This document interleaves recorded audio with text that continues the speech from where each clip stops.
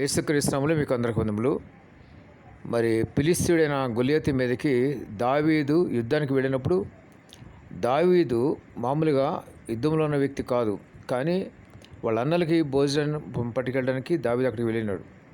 కానీ ఒక ఛాన్స్ తీసుకుంటాడు దావీదు గొలియాతుని చంపడానికి.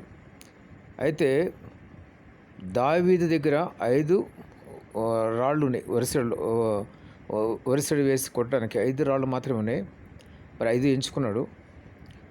ఒకే ఒక్క రాయితో మరి గొలియాతుని చంపినట్టుగా మనం చూస్తాం. 5 ప్రయత్నాలు చేయలేదు, ఒక ప్రయత్నంలో గొలియాతు చనిపోయాడు. ప్రతి ఒక్కరు జ్ఞాపం చేసుకోండి, మనం ప్రార్థన చేస్తున్నప్పుడు మన ప్రార్థన ఒక్క ప్రయత్నంలో అది మరి విజయం సాధించాలి. ఏదైనా సరే సైతాన్ని గురించి ప్రార్థన చేయండి.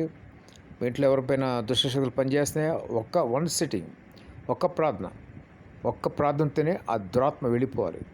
అట్టి ఆత్మలో బలం, శక్తి మనకు ఉండాలి. దావీదుకి మరి దేవుని సహాయం ఉంది కాబట్టి ఆ విధంగా జయించినాడు. మనకు కూడా దేవుని హస్తము, దేవుని యొక్క సహాయం ఉంటే కనుక మనం ఖచ్చితంగా ఒక్క ప్రార్థనతోనే అనేకమైనటువంటి మరి సమస్యలకి మన పరిష్కారం కూడా ఒకే ప్రార్థన సరిపోతుంది. మరి గంటలు ప్రార్థన చేయక్కర్లేదు, రోజు ప్రార్థన చేయక్కర్లేదు. కొన్ని విషయాలకు మాత్రం ఒక ప్రార్థన, సింగిల్ ప్రేయర్తోనే ఆ పని ముగిసిపోతుంది. కాబట్టి జ్ఞాపం చేస్తుంది, అట్టి ఆత్మలో బలం కలిగి ఉండండి, అట్టి ప్రార్థన శక్తి కలిగి ఉండండి. ఖచ్చితంగా దేవుడు మీతో ఉండి గొప్ప అద్భుతాలు జరిగిస్తాడు. దేవుడి మాటలు మీకు అందరూ దీవించి ఆశీర్వదించును గాక. ఆమేన్.